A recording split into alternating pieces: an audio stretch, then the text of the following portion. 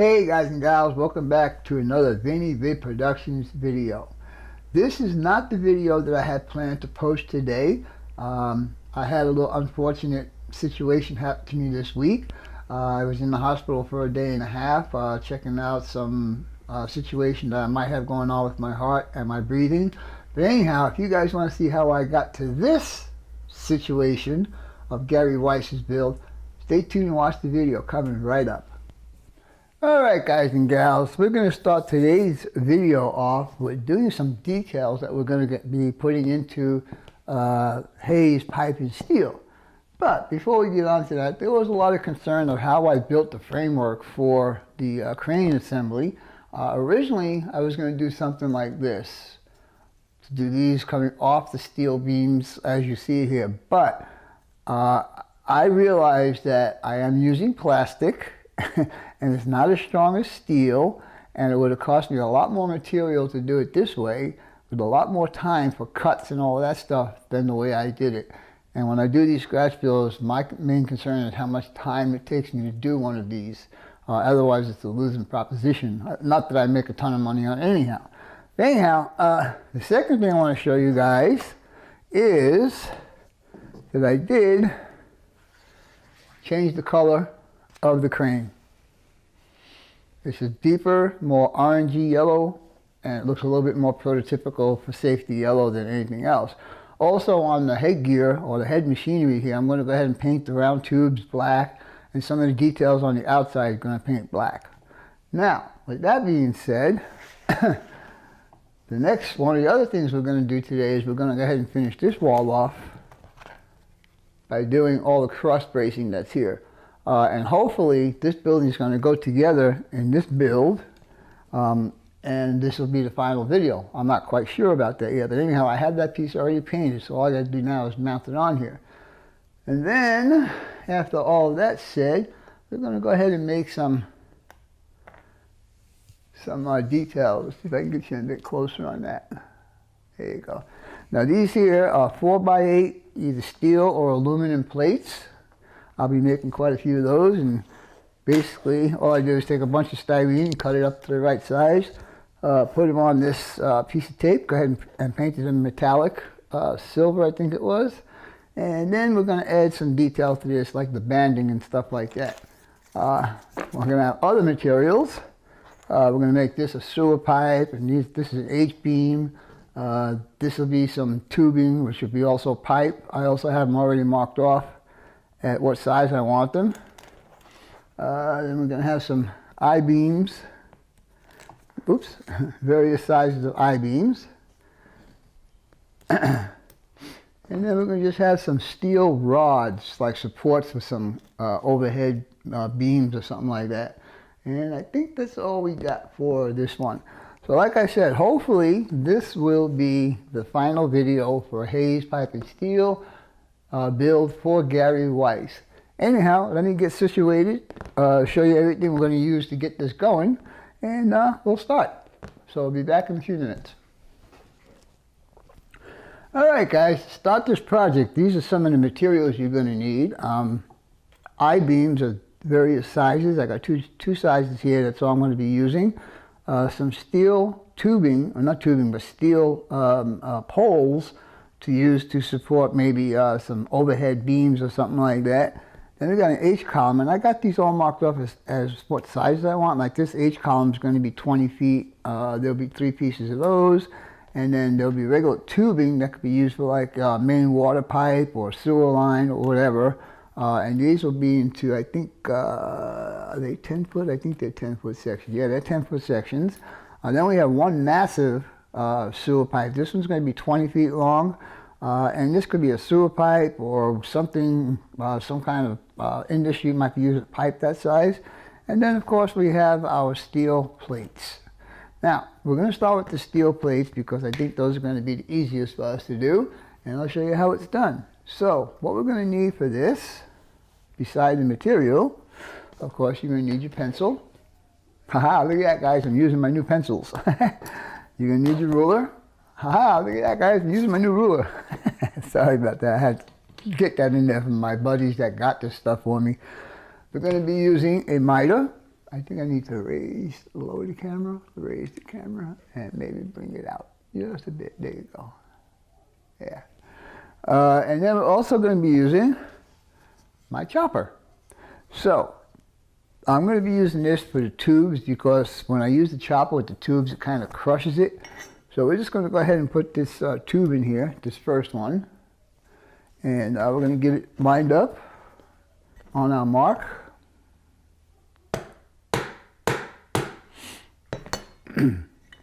Like I said, this is a 20-foot section, and there's only going to be one. And we'll get it in here like that, and we'll just commence.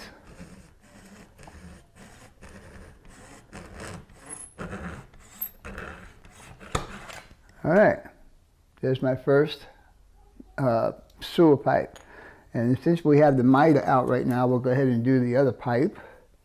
There's only going to be 4 sections of this.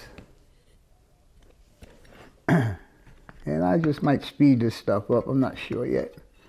Get you in there, get you lined up, perfect. All right.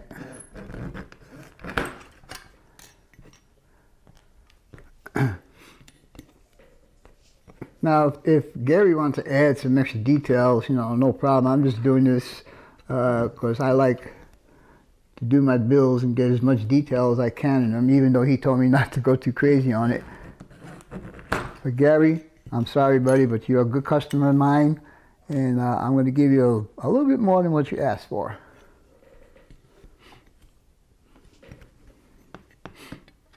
I've had probably 6 or 7 bills, or maybe not that many, maybe 5 bills that I have done for Gary so far. I urge you guys to check out his videos so you can actually see some of the stuff that I had built for him. Now this is only going to get 4 pieces.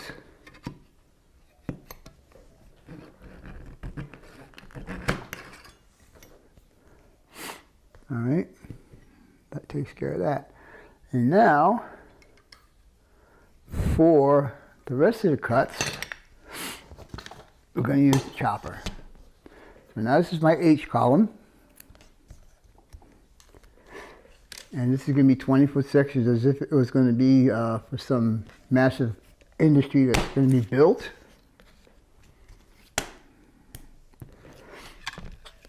But like I said, this is just some of the details I'm going to be putting in Gary's build.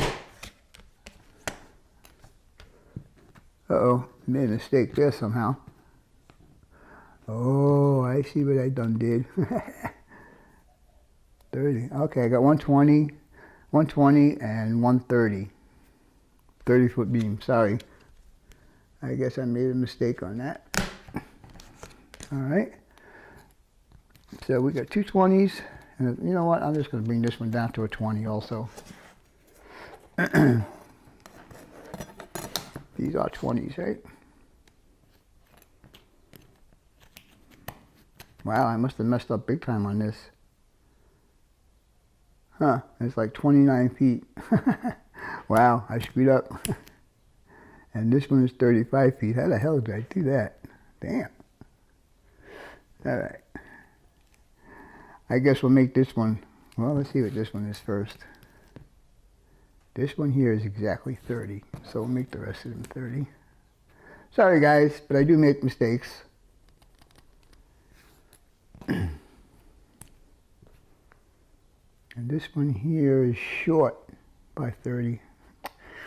Well, we'll have to have one shorter piece. We'll sit that one on top. As per contractor's invoice.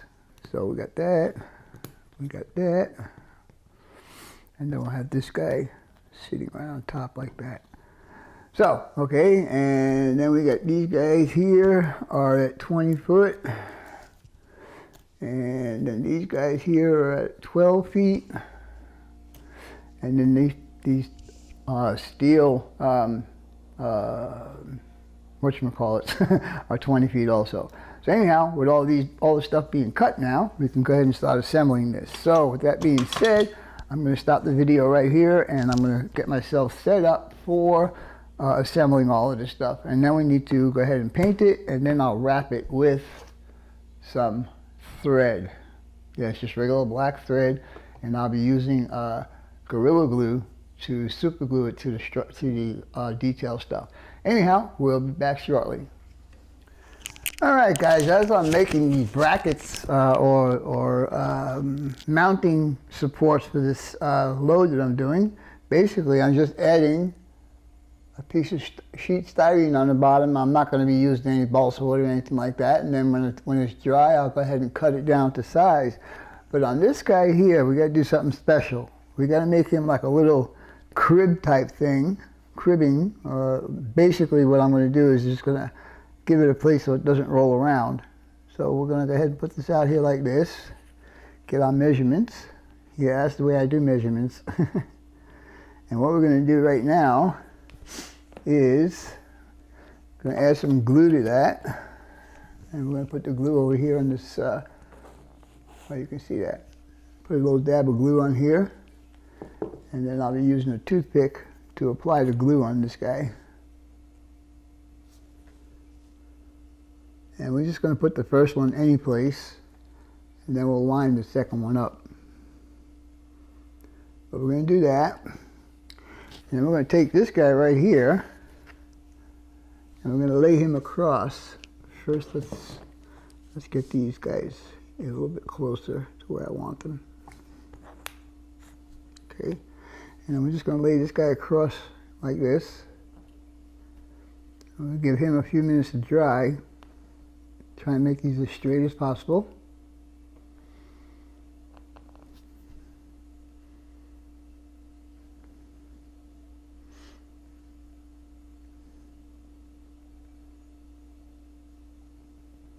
And we're going to let that dry for a few minutes.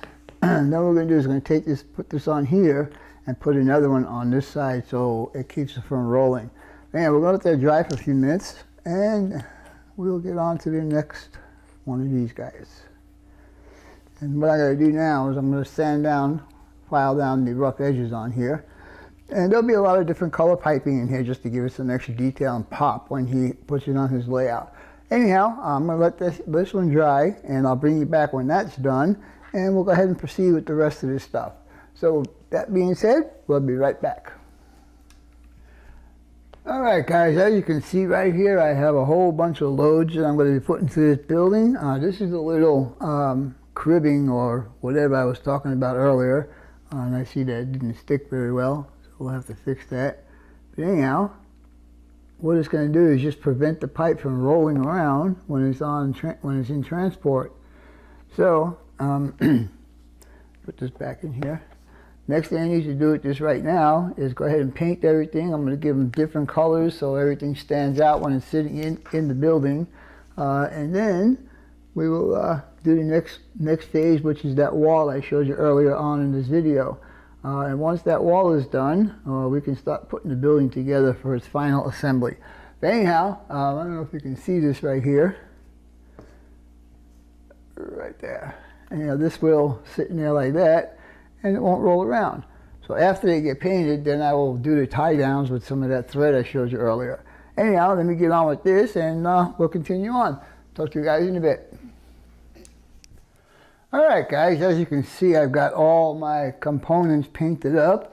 Now we're going to go ahead and add the tie downs. Now I'm just using regular black thread here, and what I did was I kept it in the case and punched a little hole right there so I could just pull it through there and it won't unravel, and it makes it easy to dispense for my projects. So the first thing we're going to do is, let me see if I can move this over a bit like this maybe, I don't know, maybe like that. That should be good right there, I think. Anyhow, what we're going to do now is, of course, I told you earlier, we're going to be using the super glue to tack it down to the component. Anyhow, what we're going to do, I'm going to do one, show you how it's done, and then I'll do the rest off camera because this is kind of tedious and it takes a long time to do because basically we're waiting for glue to dry. So anyhow, what I'm going to do is I'm just going to put a little bitty dabby of glue down here, and that's all you need right there. And then I'm going to take my thread And I'll put my thread right over that piece of glue, like that. And I'm just going to sit here and let it dry for a second. And that's the reason why I'm using the super glue, guys, because it does dry quicker than the regular glue. Hopefully. Of course, you know how that goes when you try and show something, it never works out the way you want it to. Good.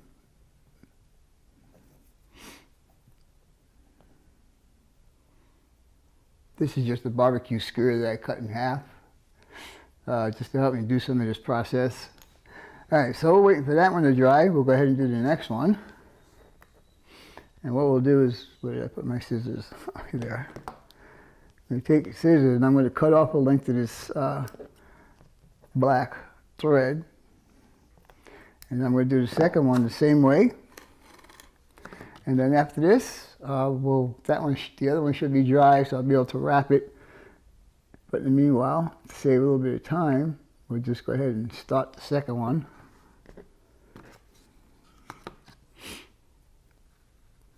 And this video is probably going to be a little bit time consuming because I want it to be the last one in this series, because I do have another build, and that's going to be for Redbird Tony. I'm going to be doing an engine house for him.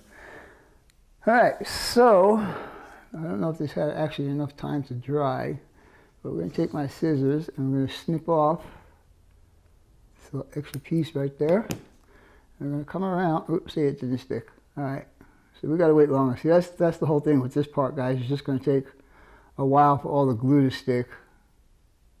So I'm going to go ahead and bring you back after all of these are done, and then we'll commence to put the last wall together, and then hopefully put the building together. So with all that being said, we'll be back in a little bit.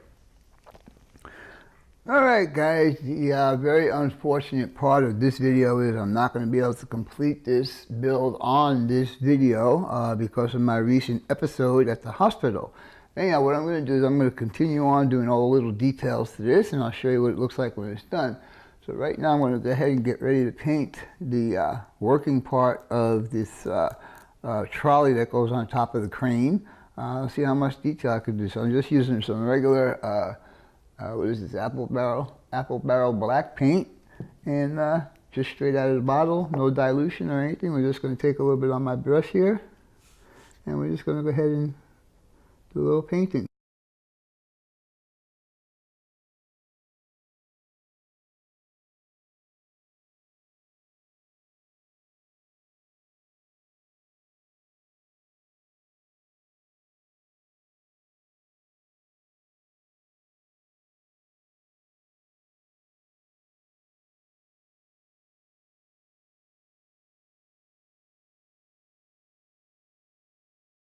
I want to thank John Tanzillo for doing the 3D prints for me on this model. And my next model that's coming up, he also did some 3D stuff for me. And I appreciate that, John. Thank you very much.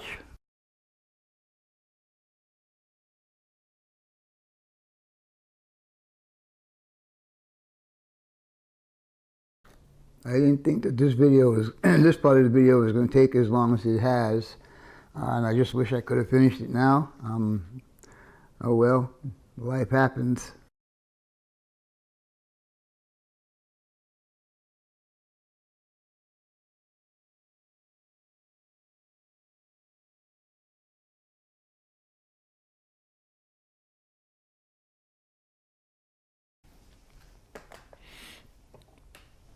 And I'm going to slide the foundation out here with all the details on it, and I'll show you what this all is going to look like on the interior of this build. So here we go.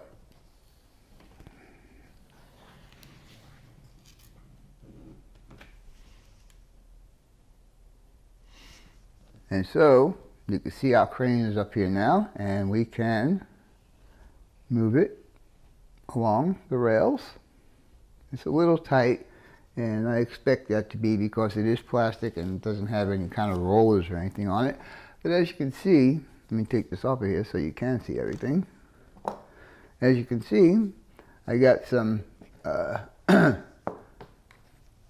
some stacked either steel or aluminum flat pieces. They're 4x8 sheets. a couple of pair of I-beams, different size I-beams, the H-columns here, large sewer line, large pipeline, and then just some regular pipe here. So, I mean, if he wants to add more detail, he can, but as far as I am concerned, that's as far as the detailing I'm going to do on this. And then we'll put this back on here. And it sits perfectly in those rails, and I'm going to put a couple of rails up on top of here also, so it'll be able to slide the winch part back and forth also. So there you go. That's what the interior is going to look like on this build. Well, unfortunately, like I said, I'm not going to be able to finish what I wanted to do in this video.